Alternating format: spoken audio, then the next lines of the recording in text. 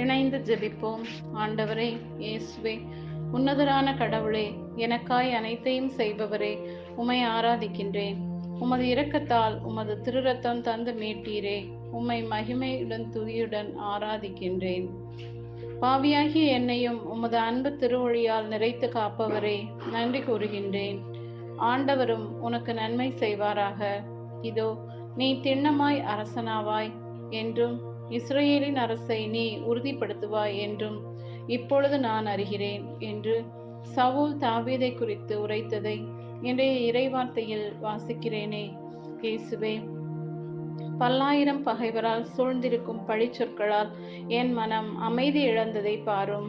இயேசுவே, யாரிடம் சென்று என் செயல்களை விவரிப்பேன்? யாரிடம் நீதி எதிர்பார்க்கலாம் என்று உள்ளத்தின் ஏக்கங்கள் வேதனைகளுடன் உமது முன் வந்திருக்கின்றேன்.